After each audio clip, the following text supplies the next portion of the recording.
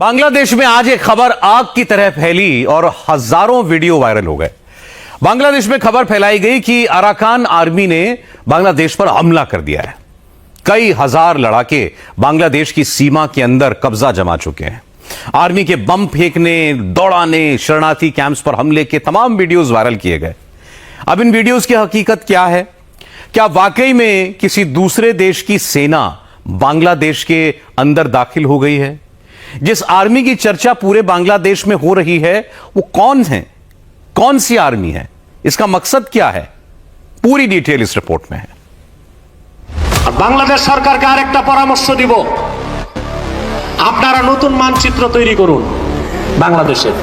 ওই মানচিত্রে আসাম আর ত্রিপুরাকে বাংলাদেশের অংশ বলে দাবি করুন। মোদির চর্বি যা আছে সব গলে যাবে। তারা চেয়েছিল বাংলাদেশ আলাদা হয়ে গেলে দুর্বল থাকবে, কখনো তারা দখল করবে। এই স্বপ্ন কোনোদিন পূরণ হয় নাই, হবেও না। বরং বাংলাদেশের মুসলমানরা ভবিষ্যতে ত্রিপুরা, আসাম আর পশ্চিম বাংলাকে দখল করবে, মানে ইনশাআল্লাহ। बांग्लादेश के भारत के खिलाफ बदलते इरादे देखकर भारत ने भी एक के बाद एक शिकंजा कसना शुरू कर दिया है।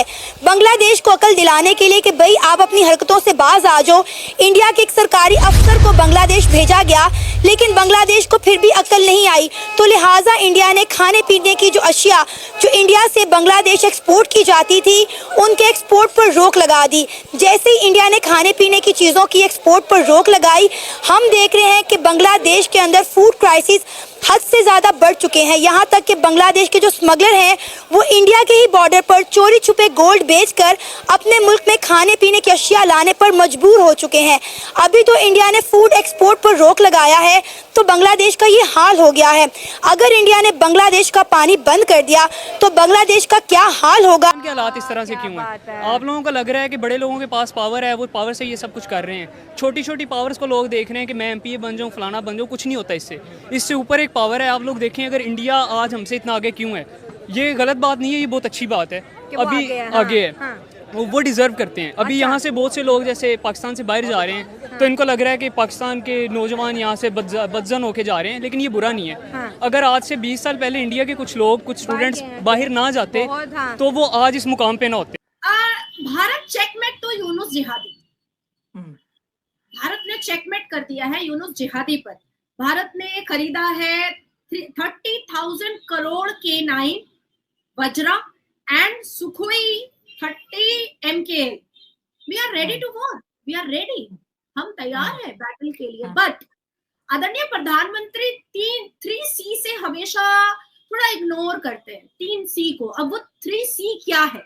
जी, कॉन्फिडेंस, हमेशा स्ट्रगल कर। अच्छा तनवीर भाई, अभी अगर हम बात करें इंडिया और बांग्लादेश के दरमियान जो मामला चल रहे हैं, आप इनसे बाखूबी वाकिफ होंगे। हमने हर एंगल से इस चीज़ को जो है कवर किया है, लेकिन अब जो खबर निकलकर सामने आई है कि बांग्लादेश के अंदर फूड क्राइसिस जो हैं वो हद से ज़्यादा बढ़ चुके हैं।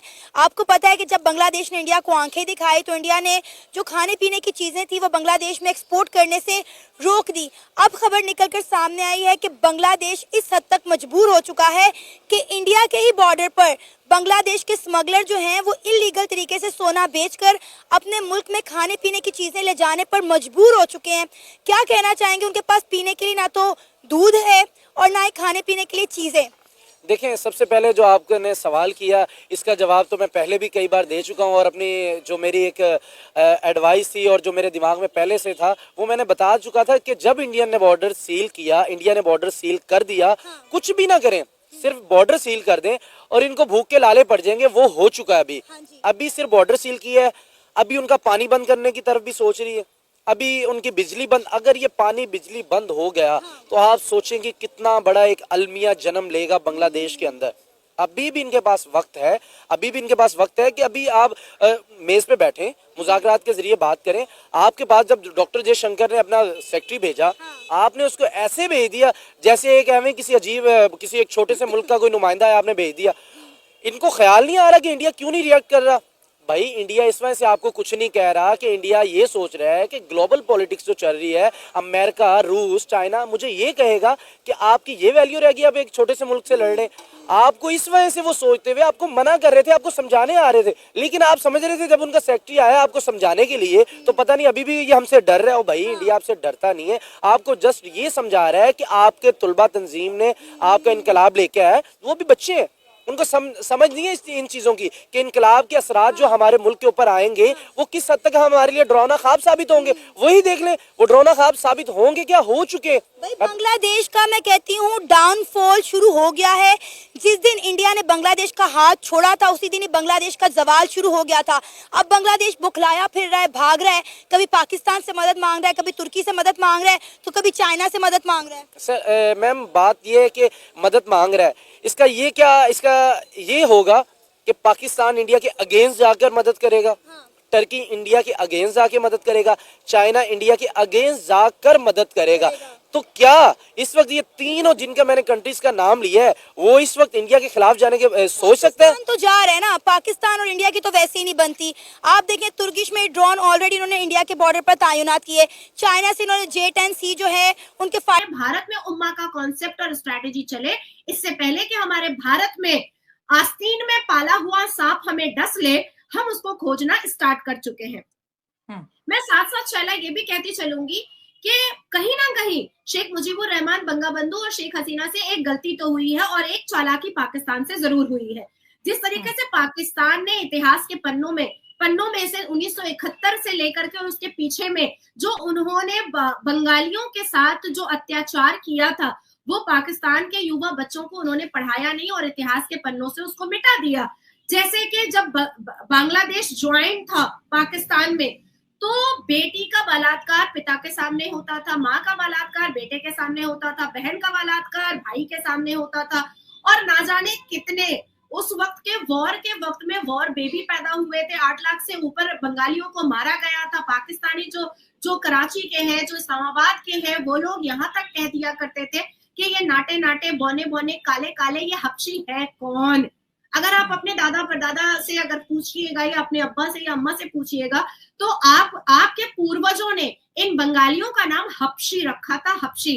अब पाकिस्तान तो ऐसी अत्याचार वाली चीजों को हटाएगा ही क्योंकि उनको अपने युवाओं को कन्विंस करना है कि इस्लाम में यही जायज है। लेकिन बांग्लादेश में शेख हसीना और शेख मुजीबुर रहमान बंगाबंधु ने इतिहास के पन्नों को बांग्लादेशियों को नहीं बताया, ये उनसे बहुत बड़ी चूक हो गई। अगर उन्होंने बताया होता तो शायद आज जो बांग्लादेशी मुसलमान पाकिस्तान कर रहे हैं उनको शायद याद रहता कि 2 लाख से ऊपर उनके पूर्वज वॉर बेबी रह चुके हैं।